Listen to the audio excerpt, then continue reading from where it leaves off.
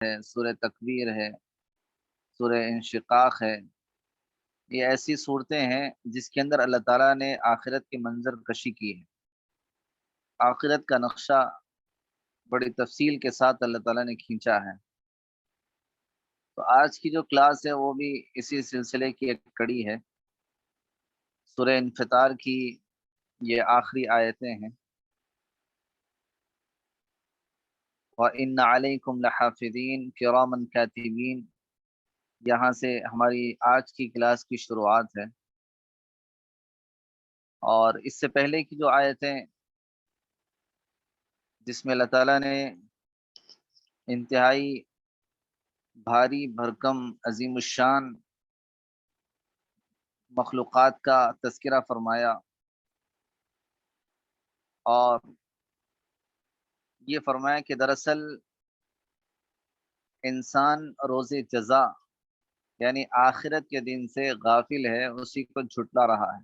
کلا بل تکذبون بالدین، بلکہ تم یوم جزا کو، آخرت کے دن کو جھٹلاتے ہو، کہ جس کی وجہ سے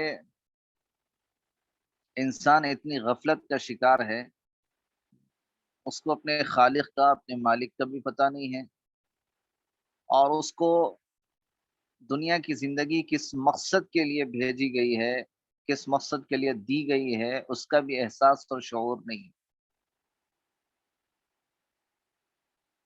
گویا انسان اپنے حقیقی مقاصد سے اور اپنے جو ریئل جو فیکٹس ہوتے ہیں اس سے انسان اتنا دور ہو چکا ہے کہ جس کو اللہ تعالیٰ یاد دلا رہے ہیں کہ دیکھو تم کو پیدا کس نے کیا، یا ایھا الانسان ما غرک بربک الکریم الذی خلقک فسواک فعدلک فی ای صورت ما شاء،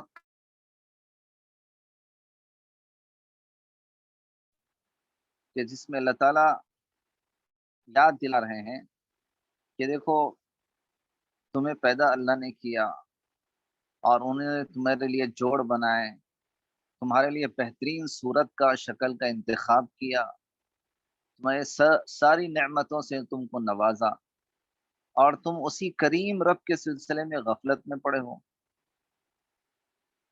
تو اللہ تعالیٰ نے فرمایا کہ دراصل وجہ اس کی یہ ہے کہ تم آخرت کے دن کو جھٹلاتے ہو، روز جزا سے تم جو ہے دور ہو۔ تو اللہ تعالیٰ اس کی طرف موڑنے کے لیے، متوجہ کرنے کے لیے فرمایا کہ وَإِنَّ عَلَيْكُمْ لَحَافِظِينَ كِرَامًا كَاتِبِينَ، کہ دیکھو تم پر نگران فرشتے مقرر ہیں۔ انا کے معنی آتے ہیں بے شک، علیکم تم پر، لحافظین، اس میں جو لام ہے لحافظین اصل میں ہے حافظین، حفاظت کرنے والے، نگران، اور یہ لام تاکید کا ہے کہ تم پر بے شک نگران یا نگہبان فرشتے مقرر ہیں۔ تو اللہ تعالیٰ نے انسانوں پر فرشتوں کا پہرا رکھا، اور یہ کون ہے؟ 11ویں آیت میں اللہ تعالیٰ نے اس کی تفصیل بیان فرمائی کہ کرامن کاتبین، یہ جو فرشتے ہیں کرامن، کریم کی جمع آتی ہے کرام، بزرگ، معزز، اور کاتبین کہتے ہیں لکھنے والے۔ وَإِنَّ عَلَيْكُمْ، کہ بے شک تم پر نگران یعنی نگہبان فرشتے مقرر ہیں، اور کرامن کاتبین یہ جو فرشتے ہیں انتہائی معزز، مکرم اور لکھنے والے فرشتے ہیں۔ اللہ تعالیٰ نے انسانوں پر جن فرشتوں کو متعین کیا ہے جس کو کرامن کاتبین کہا جاتا ہے، یعنی انسانوں کے ساتھ لگے ہوئے، ایک طرف ایک فرشتہ نیکیاں لکھنے پر مامور ہے، متعین ہے، اور ایک فرشتہ گناہوں پر اور گناہوں کے لکھنے پر متعین ہے، اور یہ انسانوں کے حرکات کو، ان کے سکنات کو، اور ان کے روز مرہ شب و روز 24 घंटे उनके किए जाने वाले सारे अमाल को वो लोग नोट कर रहे हैं, किरामन कातिबीन। तो जब भी बंदा कोई नेकी करता है, हदीस में आता है कि दाएं तरफ वाला फरिश्ता उसको नोट करता है, उसको लिखता है। और जब कोई बंदा गुनाह करता है तो हदीस में आता है कि चंद घड़ियों के लिए, चंद लम्हों के लिए गुनाह लिखने वाला फरिश्ता इंतजार करता है कि शायद ये बंदा तौबा कर ले तो इस गुनाह को लिखने की जरूरत न पड़े। और अगर वो गुनाह के करने के बाद भी तौबा न करे, अल्लाह की तरफ मुतवज्जे न हो, तो गुनाह पर और गुनाह लिखने पर जो फरिश्ता मामूर है, मुतय्यन है, एक गुनाह लिख दिया जाता है। तो गोया नेकी लिखने वाला फरिश्ता जल्दी उस नेकी की तरफ लपकता है, उसको लिखता है। और गुनाह लिखने पर जो मुतय्यन फरिश्ता है इंतजार करता है कि शायद ये बंदा तौबा कर ले, इंतजार करता है। अगर गफलत के अंदर पड़ा रहा आदमी तो फिर उसके लिए वो गुनाह लिख दिया जाता है। और ये भी अल्लाह ताला की तरफ से बड़ा जो है शफकत भरा मामला, मोहब्बत भरा अंदाज है कि इंसान एक नेकी करता है, अल्लाह रब्बुल इज्जत उसके लिए 10 लिखते हैं। मन जाअ बिल हसनती फलहु अशरु अमसालिहा, जो एक नेकी लेकर आएगा अल्लाह ताला उसके बदले में 10 का अजर सवाब देंगे। वमन जाअ बिस्सय्यअति फला युज्जा इल्ला मिस्लहा, और अगर कोई गुनाह करता है तो अल्लाह ताला उस गुनाह के बदले में एक ही गुनाह लिखते हैं, 10 नहीं लिखते।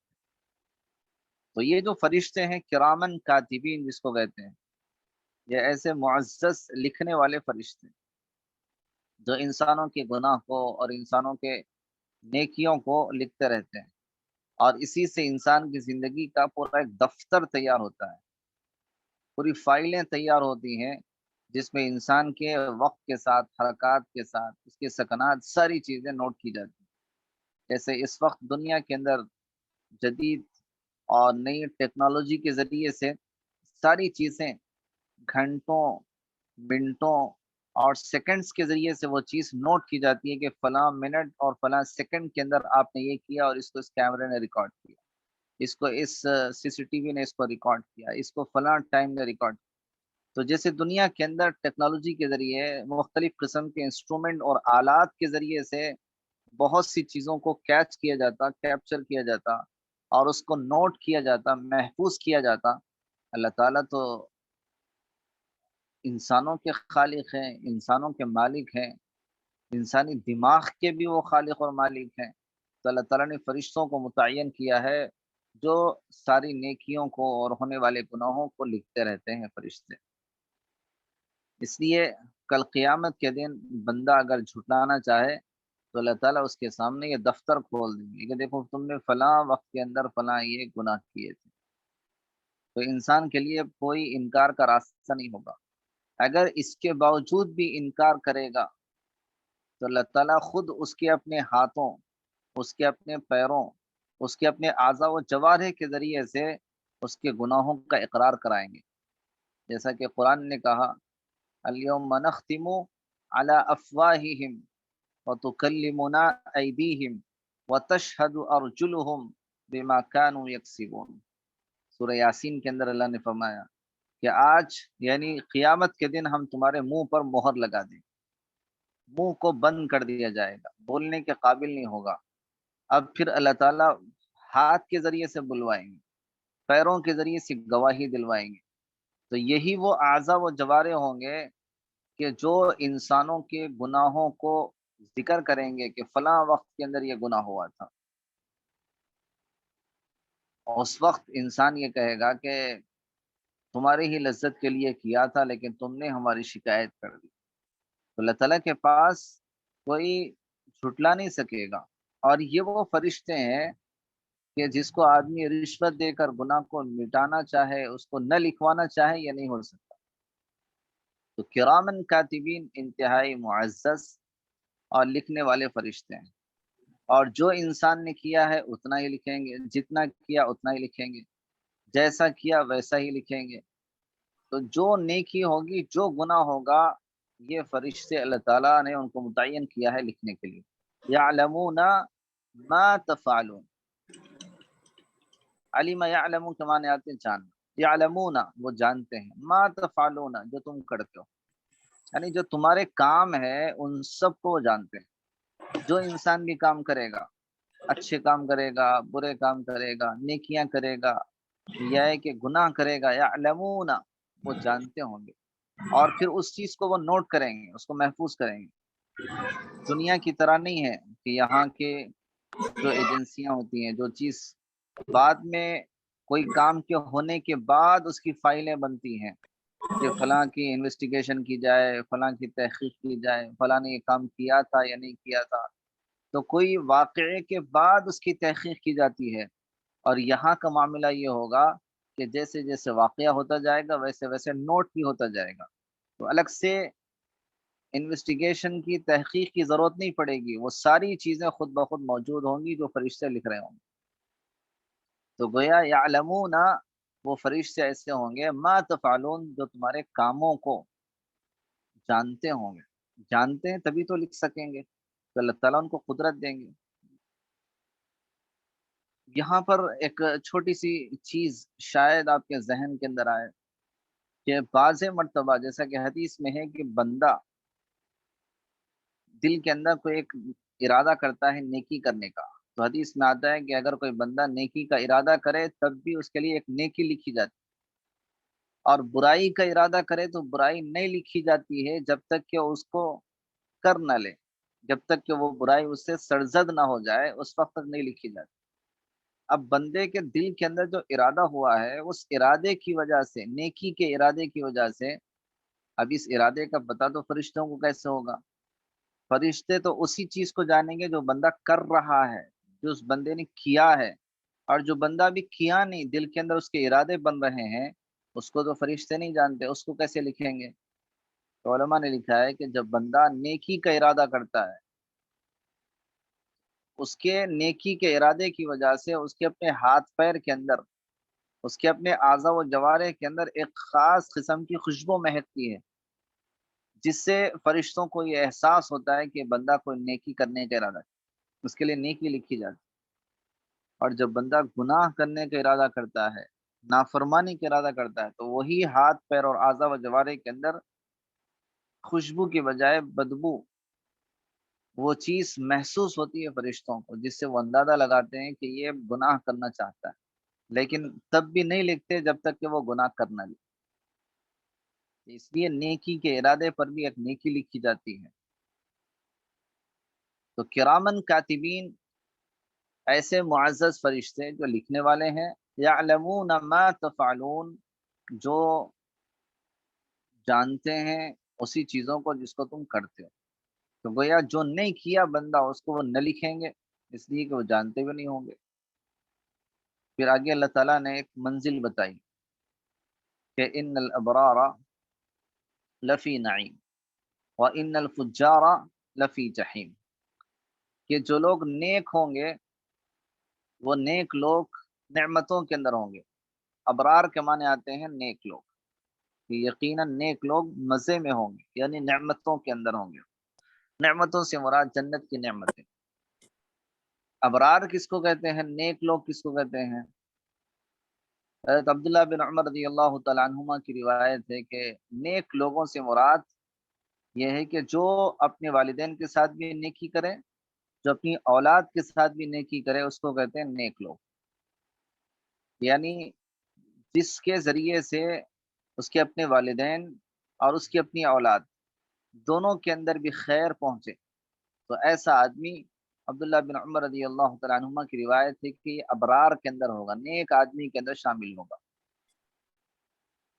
تو ایسے جو نیک لوگ ہوں گے لفی نعیم، نعمتوں کے اندر ہوں گے، مزے میں ہوں گے. یعنی ان کی دنیا کی زندگی اگر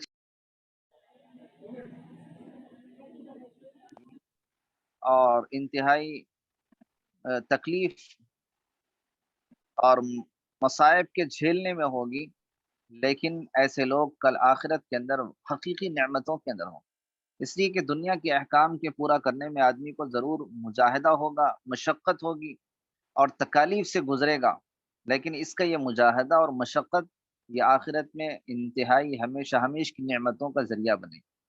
تو ابرار جو ہوں گے، ان الابرارا، بے شک نیک لوگ، برن کی جمع ابرار، لفی نعیم، نعمتوں کے اندر ہوں گے۔ لفی کے اندر لام جو ہے تاکید کا، ضرور نعمتوں کے اندر ہوں گے۔ وَإِنَّ الْفُجَّارَ لفی جہیم، اور بے شک فجار فاجر کی جمع ہے، جو گنہگار ہوں گے، لفی جہیم، وہ جہنم میں ہوں گے، یعنی جو بدکار قسم کے لوگ ہوں گے، بد کردار قسم کے لوگ ہوں گے، وہ جہنم کے اندر جائیں گے۔ تو گویا اللہ تعالیٰ نے دو منزلیں متعین کی ہے، ایک نیک لوگوں کی منزل اور ایک فاسق و فاجر گنہگاروں کی منزل۔ کہ آدمی نیک بنتا ہے تو اس کا انجام یہ ہے کہ وہ نعمتیں ملے گی، اور آدمی جب گنہگاری پر اتر کے آتا ہے، فاجر و فاسق بنتا ہے، تو لفی جہیم، اس کی منزل یہ ہے کہ وہ جہنم کا شکار ہوگا، جہنم کے حوالے ہوگا۔ سلیمان بن عبد الملک نے مدینہ منورہ کا سفر کیا، تو اس نے یہ پوچھا کہ مدینہ منورہ کے اندر کوئی بڑے عالم ہو تو بتاؤ جس سے ہم ملاقات کریں۔ سلیمان چونکہ بادشاہ تھا، سلیمان بن عبد الملک، لوگوں نے کہا کہ اس وقت مدینہ منورہ کے اندر ابو حازم مدنی، یہ بہت بڑے عالم ہے جس سے لوگ استفادہ کرتے ہیں۔ تو ابو حازم مدنی کی خدمت میں سلیمان بن عبد الملک گیا، اور اس نے کہا کہ ہم کیسے پہچانیں اپنے آپ کو کہ ہم جنتی ہیں یا جہنمی؟ سلیمان بن عبد الملک نے سوال کیا اس وقت کے عالم دین سے کہ ہم کیسے پہچانیں کہ ہم جہنمی ہیں یا جنتی ہیں، یعنی ہمارا کیا فیصلہ ہوگا، جنتی کا ہوگا یا جہنمی کا ہوگا؟ تو ابو حازم مدنی نے کہا کہ اپنے نیکیوں کو، اپنے اعمال کو قرآن کے سامنے پیش کرو، اپنے آپ کو قرآن کے سامنے پیش کرو، اپنے اعمال کو، اپنی صبح شام کو قرآن کے سامنے پیش کرو۔ تو سلیمان بن عبد الملک نے کہا کہ کون سی آیت ہے جس سے ہم پتہ لگائیں؟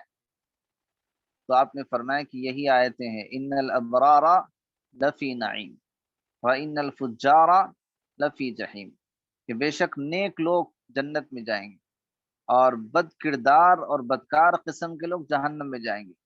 تو آپ نے فرمایا کہ دیکھ لو، اپنے اندر نیکیاں زیادہ پاتے ہو، اپنے آپ کو نیک سمجھتے ہو، نیک ہو، تو تمہارے لیے نعمتیں ہیں، مزے کی زندگی ہے، اور اگر گناہوں کی، نافرمانی کی، فسق و فجور کی زندگی ہے تو لفی جہیم، تو پھر تو تم جہنم میں سے ہوگے۔ تو یہ وہ قرآن کی آیتیں ہیں کہ جس پر آدمی اپنے آپ کو پیش کرے، تب اس کے لیے خود پتہ چل جائے گا کہ اس کا شمار ابرار کے اندر ہے، نیکوں میں ہے، یا ہے کہ اس کا شمار فاسق و فاجر لوگوں کے اندر۔ وَإِنَّ الْفُجَّارَ لَفِي جَحِيمٍ۔ اس کے بعد کی آیت میں اللہ نے فرمایا کہ یَصْلَوْنَهَا یوم الدین، یَصْلَوْنَهَا یوم الدین، صلیہ یصلہ کے معنی آتے ہیں پہنچنا، داخل ہونا۔ یصلونہا، ہا جو ضمیر ہے یہ دوزخ کی طرف، جہیم کی طرف جا رہی، وہ لوگ اس میں داخل ہوں گے۔ یوم الدین، روز جزا کے دن، روز جزا یعنی فیصلے کے دن۔ یصلونہا یوم الدین، تو جزا کے دن، فیصلے کے دن وہ لوگ اس میں داخل ہوں گے۔ تو گویا اللہ تعالیٰ نیکیوں کی وجہ سے، گنہگاری کی وجہ سے منزل تو متعین کر دیں گے کہ یہ جنتی ہے اور یہ جہنمی ہے، لیکن آدمی جائے گا کب؟ جنتی جنت میں کب جائے گا، جہنمی جہنم میں کب جائے گا؟ یصلونہا یوم الدین۔ تو یہ جو فیصلے ہوں گے جانے کے، یہ یوم الدین یعنی آخرت کے دن ہوں گے، قیامت کے دن ہوں گے۔ تو یصلونہا، تو وہ جو جہنمی ہوں گے ان کے بارے میں فرمایا کہ یہ جو جہنمی، یہ جہنم میں پہنچیں گے یوم الدین، جزا کے دن، فیصلے کے دن۔ وما هم عنها بغائبین، اور وہ اس سے غائب نہ ہو سکیں گے۔ وما، یہاں پر جو ما ہے یہ نافیہ ہے، یعنی نیگیٹو کا معنی نہیں ہے۔ ہم، وہ لوگ، عنہا، اس سے، یعنی دوزخ سے، بغائبین، ہرگز دور نہیں ہو سکیں گے، چھپ نہ سکیں گے، غائب نہیں ہو سکیں گے، یعنی جن کے لیے جہنم کا فیصلہ ہو گیا وہ لوگ کل قیامت کے دن اپنے آپ کو اگر بچانا چاہیں، جہنم سے چھپنا چاہیں، غائب ہونا چاہیں، ہرگز غائب نہیں ہو سکیں گے، چھپ نہیں سکیں گے۔ تو وما هم عنها بغائبین، اور وہ اس سے ہرگز غائب نہ ہو سکیں گے، چھپ نہ سکیں گے، یعنی ان کا جانا اس کے اندر طے ہوگا کہ وہ اس کے اندر جانا ہی پڑے گا، جن کے لیے جہنم کے فیصلے ہو چکے ہوں گے۔ تو یہ جو آخرت کا جو معاملہ ہے، قیامت کا جو معاملہ ہے، انسان کے لیے چونکہ فیصلہ تو اسی دن ہوگا، لیکن اس کی نیکیوں کے ذریعے، اس کے گناہوں کے ذریعے سے اندازہ ہو جائے گا کہ یہ آدمی جنتیوں میں سے ہے، یہ آدمی جہنمیوں میں سے۔ اس لیے ایک مثال،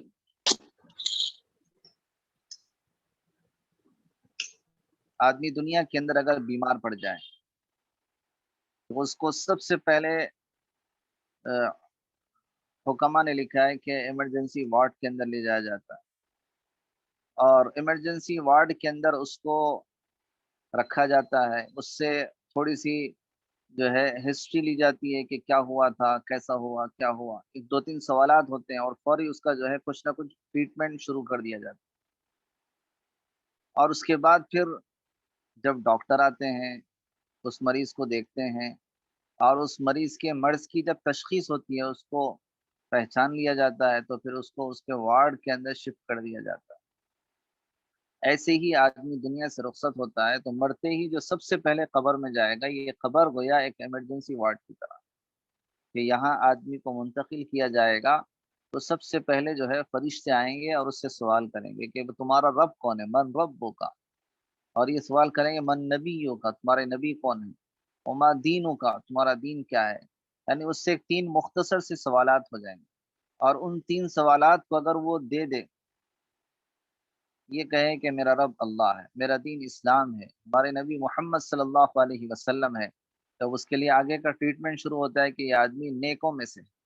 اب اس کے ساتھ جو معاملہ کیا جاتا ہے وہ جنتیوں جیسا معاملہ کیا جاتا ہے، اور یہ اعلان ہوتا ہے کہ اس کے لیے جنت کا بستر بچھا دو، اس کے لیے قبر حد نگاہ وسیع کر دو، اس کی قبر کو جنت کا ایک باغیچہ بنا دو، اور اس کو، اس کی قبر کے اندر کھڑکی کھول دو جو اپنا ٹھکانہ یعنی جنت میں دیکھ سکے، اور روزانہ جنت اس کے سامنے پیش کی جاتی ہے کہ دیکھو یہ تمہارا ٹھکانہ ہے، اور اس سے کہا جاتا ہے کہ سو جاؤ ایسا جیسا کہ دلہن سوتی ہے، نم کنومت العروس۔ لیکن اگر کوئی یہی ایمرجنسی وارڈ کے اندر جو اس سے پوچھا گیا تین سوالات نہیں دیا، اس نے کہا ہاں ہاں ہاں ہاں نہیں پتا، تو اس کا جو ٹریٹمنٹ کیا جاتا ہے پھر یہ سمجھ کر کہ یہ دوزخیوں میں سے ہے، اور اس کے لیے پھر آگ کا بستر بچھایا جاتا ہے، اور پھر اس کے لیے زختہ قبر، یعنی قبر تنگ ہو جاتی ہے، اتنی تنگ ہو جاتی ہے کہ ایک کی پسلیاں دوسرے میں گھس جاتی ہیں، جیسے انگلیاں آپس میں گھس جاتی ہیں، اور انتہائی شدت کا معاملہ ہوتا ہے، اور پھر فرشتوں کی سختیاں ہوتی ہیں، اور جہنم کی انتہائی تیز اور تند ہوا، اور وہاں کی جو ہے عذابات کی کھڑکیاں کھول دی جاتی ہیں، جس سے وہ اپنے آپ کو جو ہے پریشان محسوس کرتا ہے، اور پھر فرشتے اس کے اپنے گناہوں کے اعتبار سے اس کے اوپر مسلط کر دیے جاتے ہیں۔ تو یہ سارے حالات پیش آتے ہیں، یہ جب آدمی دنیا کے اندر ان چیزوں کی تیاری نہیں کرتا۔ ابھی میٹنگ شاید اینڈ ہوگی تو آپ حضرات اس کو ریجوائن کر لیں۔ تو دراصل یہ جو ہماری اپنی منزل ہے وہ تو ہے جنت، لیکن اس کی جو ابتدا ہوتی ہے وہ ابتدا قبر سے ہی ہوتی ہے، کہ آدمی کے ساتھ جو معاملہ کیا جاتا ہے، اس کا جو ٹریٹمنٹ شروع ہوتا ہے، اور ٹریٹمنٹ وہ تو قبر سے ہی شروع کر دیا جاتا ہے۔ تو اس لیے آدمی کی جو ہے سارے چیزوں کے جو اثرات ہوتے ہیں وہ اس کے قبر سے ہی محسوس ہوتے ہیں۔ تو وما هم عنها بغائبین، اور تم یعنی یہ لوگ جہنمی اس سے چھپ نہ سکیں گے، غائب نہیں ہو سکیں گے۔ وما ادراک ما یوم الدین، اللہ نے فرمایا کہ تم کیا جانتے ہو کہ وہ جزا کا دن کیا ہے۔ وما ادراک، ما استفہامیہ ہے کوشچن کے لیے، کیا ادراک، آپ کیا جانتے ہیں، ما یوم الدین، کہ وہ جزا کا دن کیا ہے، یعنی اس کو تم معمولی سمجھتے ہو۔ پھر اللہ تعالیٰ نے اسی کو ایمفسائز کے لیے، تاکید کے لیے پھر فرمایا ثم ما ادراک ما یوم الدین، پھر تم کیا جانتے ہو کہ وہ جزا کا دن کیا ہے؟ جیسے آدمی دنیا کے اندر کوئی انتہائی غیر معمولی اور انتہائی ایکسپینسو اور انتہائی اعلیٰ درجے کی کوئی چیز قیمتی خرید کے لائے، اور اس کو لوگ اگر معمولی سمجھنے لگے تو لوگ آدمی کہے گا کہ تم کیا جانتے اس کو، اس کی کوالٹی کو کیا جانتے ہیں، اور اس کی حقیقت کو، ریالٹی کو کیا جانتے ہیں، اس کی قیمت کو، پرائس کو کیا جانتے ہیں؟ تو آدمی اس چیز کی اہمیت کو بتانے کے لیے بار بار کوشچن کرتا ہے۔ تو اللہ تعالیٰ نے متوجہ کرنے کے لیے فرمایا کہ ثم ما ادراک ما یوم، تم کیا جانتے ہو ما یوم الدین، کہ وہ بدلے کا دن کیا ہے، وہ جزا کا دن کیا ہے۔ یعنی لوگ اس کو ہلکا سمجھتے ہیں، جیسے دنیا کے اندر بھی بہت سے اگر معاملات ہو جائیں تو آدمی کہتا ہے کہ میں آخرت میں دیکھ لوں گا، آخرت میں دیکھ لوں گا، آخرت کو جانتے ہی نہیں، کہ جس کی وجہ سے آدمی کہتا ہے کہ آخرت میں دیکھ لوں گا۔ اگر آدمی آخرت کو جان لے تو اس کے اوپر کپ کپی طاری ہو جائے کہ آخرت کا دن کیسا ہوگا، کہ جس میں بڑے بڑے حضرات انبیاء علیہم الصلاۃ والسلام، کہ جن کے یعنی جن کی ذات معصوم ذات ہے، ایسے انبیاء علیہم الصلاۃ والسلام قیامت کے دن کہیں گے کہ نفسی نفسی، یعنی میری جان بچ جائے تو میرے لیے کافی۔ ہم انبیاء علیہم الصلاۃ والسلام جیسے جو ہے انتہائی برگزیدہ بزرگ شخصیات، یہ جو ہے اس احوال اور کیفیات کے اندر ہوں گے کہ نفسی نفسی کہیں گے کہ میری اپنی جان کا مسئلہ ہے۔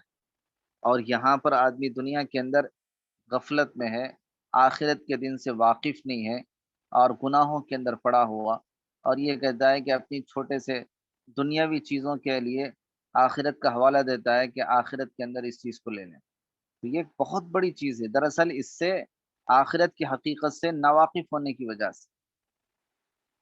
تو اس لیے اللہ تعالیٰ نے فرمایا کہ ثم ما ادراک ما یوم الدین، کہ تمہیں کیا پتا کہ وہ آخرت کا دن کیا ہے۔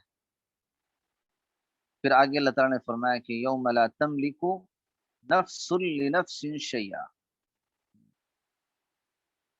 وہ جو دن ہوگا وہ ایسا دن ہوگا کہ لا تملک نفس لنفس شیئا، ملک یملک کے معنی مالک ہونا، کہ کوئی آدمی کسی کا کسی چیز کا مالک نہیں ہوگا۔